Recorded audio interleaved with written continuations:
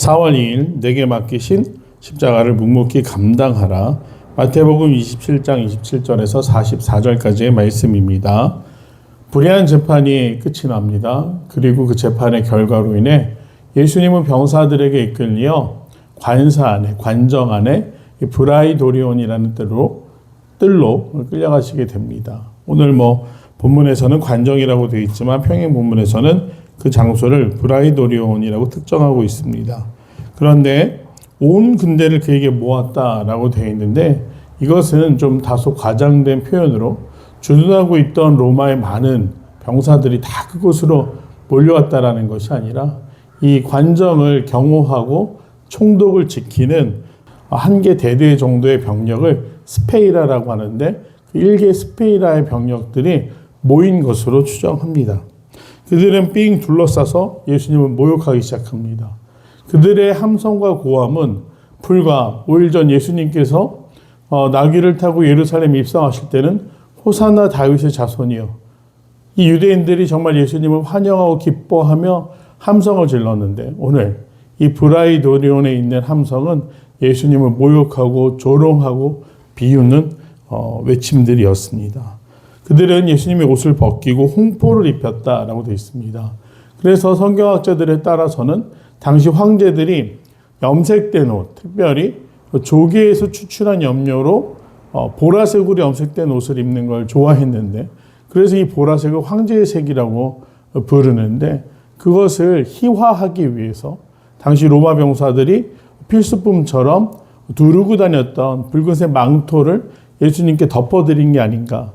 그래서 마치 왕의 모습처럼 왕이 입는 보라색 로브를 상징하듯 그들이 병사들이 두르고 있었던 망토, 홍포를 통해서 예수님을 모욕하려 했다라고 보고 있습니다.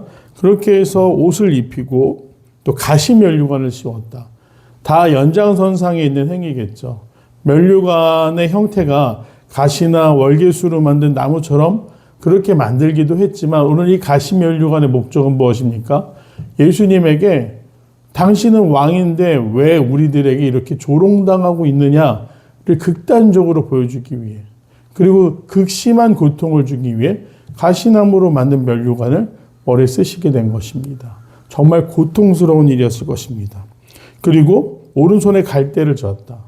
이것은 황제나 통치자들이 가지고 있었던 홀 또는 규라고 되어 있는 지팡이를 의미합니다. 권위를 상징하는 것인데, 다스림을 상징하는 것인데, 오늘 갈대로 마치 예수님을 유대인의 왕이라고 너가 말했지 않느냐? 지금 네 초라한 행색을 봐라. 벌거벗겨진 채 홍포를 두르고 가시면류관을 쓰고 갈대를 쓰고 이 왕의 형상을 갖추는 듯 보이지만 상당히 조롱하면서 그 예수님 앞에 경배하며 유대인의 왕이다.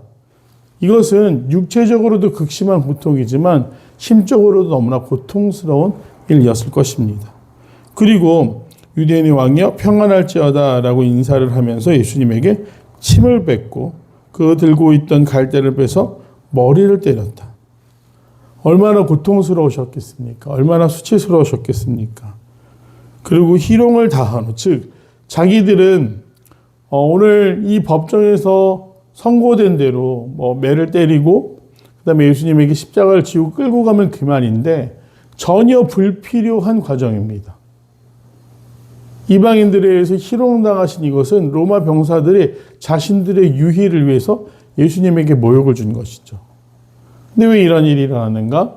이사야 53장 3절의 예언을 성취하기 위해 예수님은 정말로 극심한 모욕과 고통 가운데 그것을 스스로 감당하시게 되었습니다. 그리고 십자가를 지고 가시는데 이미 채찍으로 많이 맞으셨고 또 이 희롱당하는 동안 정말 이 심적으로나 육적으로나 너무나 큰 고통 가운데 놓여 있으셨기 때문에 십자가를 제대로 지고 가실 수가 없었습니다. 그래서 어떻게 됐는가? 구레네 사람 시몬이라는 사람이 억지로 그 십자가를 메고 동행하게 되었다. 이 구레네라는 지역은 크레타 섬이라고 알려져 있는 그레데 건너편에 있었던 그 지역의 수도였을 것으로, 그리고 그 시몬이라는 사람은 그곳에 정착했던 디아스포라 유대인이었을 것으로 생각하고 전통적으로 이 시몬은 경건한 사람이었을 것으로 생각합니다. 왜냐하면 그곳에서부터 유월절을 지키기 위해 예루살렘으로 왔기 때문이죠. 그래서 시몬과 함께 어느 곳을 향했냐? 골고다, 즉 해골의 곳이라는 곳으로 이르게 되었다. 이 골고다라는 말은 길갈타, 굴갈타라는 히브리어의 헬라어식 음역입니다. 해골이라는 뜻을 가진 것을 이 골고다라고 불렀고, 또 나중에 우리가 갈보리로 알려져 있는데 그 갈보리라는 것은 헬라어의 해골을 의미하는 칼바라는 단어에서 파생되어서 또 갈보리 혹은 골고다로 알려져 있는 처형장으로 끌려가시게 됩니다. 유대인들은 시체를 굉장히 부정하게 여겼기 때문에 예루살렘 성 안은 아니고 이 도성을 나가서, 그러나 사람들이 멀리까지 행하게 되면 흥미를 잃어버리기 때문에 그 처형을 지켜볼 수 있는 곳, 즉 성문역이 어느 곳에 있었던 언덕이었을 것으로 추정하고, 현재는 뭐 그곳에 그 성묘교회라든지 관광지가 되어서 개발이 되었는데 정확하게 어느 곳이었다라는 것을 특정하기는 쉽지가 않다고 합니다. 그런데 이 골고다라는 곳, 처형장, 수많은 죄수들의 죽음과 미처 장사 지내지 못한 그들의 시체가 백골이 되어 있는 이곳으로 끌려가셔서 처형을 당하시게 되는데, 병사들이 예수님께 쓸개탄 포도주를 건네주었다. 그런데 왜 이렇게 했느냐? 이 쓸개탄 포도주, 그런데 쓸개를 진짜 넣었다기보다는 쓴맛이 나는 독한 술을 죄수들에게 주는 것이 관행이었다고 합니다. 그래서 조금이나마 그들이 십자가에 달리게 되는 고통을 잊게 하기 위해서 독한 포도주를 주었는데 예수님은 맛만 보시고 드시지는 아니하시더라. 예수님께서 지셔야 되는 십자가가 무엇입니까? 잠시 고통을 잊는다고 끝나는 일입니까? 그렇지 않습니다. 예수님은 그 십자가 위에서 자신의 물과 피를 다 쏟으셔야 됐습니다. 그래서 예수님은 그냥 잠시라도 고통을 잊기 위해 술의 기운을 빌린다든지 이러한 일들을 하지 않고 그냥 담담하게 그 모든 일들을 받아들이십니다. 그러자 병사들은 관행대로 제수의 옷을 제비 뽑아서 나누고 거기 앉아서 지키더라. 그리고 머리 위에 유대인의 왕 예수라고 쓴 죄패를 붙였더라. 보통은 죄수들이 십자가형을 당할 때 주로 극악한 흉악 범죄자나 또 이방인들 중에 로마에게 반란을 일으키려고 했던 자들을 십자가형에 처했는데, 이 나무판에다 석회를 바르고 붉은색 글씨로 그들의 죄명을 적는 것이 일반적인 경우였다고 합니다. 그런데 예수님은 죄명이 아니라 유대인의 왕 예수라고 쓰여진 죄패를 붙이셨다라고 되어 있습니다. 그리고 우리가 잘 알고 있듯이 그 양옆에 강도 둘이 함께 매달리게 됩니다. 그런데 이 십자가 처형이라는 것은 단번에 목숨을 빼앗는 일이 아니었기 때문에 서서히 극심한 고통 가운데 대략 3일에서 길게는 일주일 정도 죄수들에게 극심한 고통을 주며 죽게 만드는 것이 이 십자가 처형이었는데, 지나다니는 사람들이 구경하면서 예수님을 모욕하기 시작합니다. 수많은 구경꾼들이 모여서 예수님을 모욕하며 뭐라고 이야기합니까? 성전을 헐고 사흘에 짓는 자여, 내가 만일 하나님의 아들이어든 자기를 구원하고 십자가에서 내려오라. 또 제사장들이 그 이야기를 듣자 뭐라고 맞장구 칩니까? 저가 남은 구원하시되 자기를 구원할 수 없도다. 저가 이스라엘의 왕이로다. 지금 십자가에서 내려올지어다. 그러면 우리가 믿겠노라. 예수님이 십자가를 왜 지시는지, 그 십자가의 의미가 무엇인지 깨닫지 못하는 제사장과 사람들은 뭐라고 희롱하고 있습니까? 당신은 유대인의 왕 아닙니까? 능력이 있지 않습니까? 왜 아무것도 못합니까? 그들은 지금 자신들이 승자라고 생각하며 예수님을 모욕하고 있습니다. 하지만 진짜 승자는 누구였습니까? 예수님께서는 십자가 처형으로 끝나신 것이 아니라 사흘 만에 부활하십니다. 그렇기 때문에 그들의 그 조롱, 그리고 멸시, 천대는 결국 나중에 자신들이 한 일에 대한 두려움으로 돌아가게 되는 것입니다. 심지어 제사장들은 이렇게까지 얘기합니다. 저가 하나님을 신뢰하니 하나님이 저를 기뻐하시면 이제 구원하실지라. 제 말이 나는 하나님의 아들이라 하였도다 하며, 심지어 옆에 있었던 강도들도 우리가 전승에 하면 평행 본문에 의하면 뭐라고 이야기하고 있습니까? 한 강도는 오늘 내가 당신과 낙원했길 원합니다라고 얘기했지만 한 강도는 똑같은 얘기를 합니다. 네가 하나님의 아들이거든 스스로를 구원해 보아라. 정말 한 치 앞도 내다보지 못하는 인간의 어리석음이 아닐까 싶습니다. 예수님이 왜 그곳에 계신지, 왜 그 고통을 그대로 감당하셨는지, 그리고 그 고통의 의미가 무엇인지 그들은 전혀 깨닫지 못했습니다. 오늘날도 많은 사람들이, 많은 교회들이 십자가 아래 있습니다. 홍콩의 유명한 건축가가 마치 서울을 보면 무덤 같다.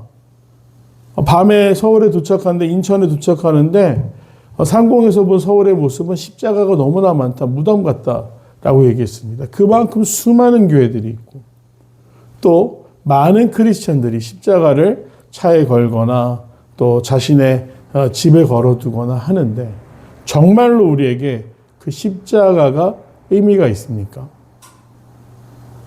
우리의 신앙의 목적은 무엇입니까? 그 십자가를 부적처럼 여기면서 잘 먹고 잘 살고 평안해지는 일입니까? 아니면 그 십자가가 고통이었고 사랑이었고 죽음까지도 감당하신 예수님이 우리를 위해서 우리의 모든 죄를 대속하신 정말 고통의 상징이라는 것을 우리가 깨달으며 살아가고 있는지 한번 고난주간을 보내며 또 성금요일을 앞두고 깊은 묵상을 해보기 바랍니다. 우리가 예수를 믿는 이유, 예수님을 그리스도라고 말하며 나의 구세주라고 고백하는 이유는 무엇입니까? 하나님은 왜 이 땅 가운데 그토록 참혹한 형벌에 자신의 아들을 내어주셨습니까? 하나님이 세상을 이처럼 사랑하사 독생자를 주셨으니 누구든지 저를 믿는 자마다 멸망치 않고 영생을 얻게 하려 하심이라.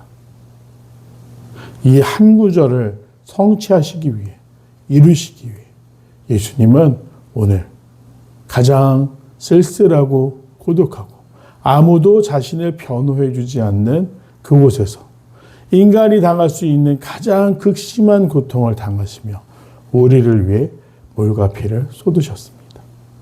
십자가는 그냥 복의 상징이 아닙니다.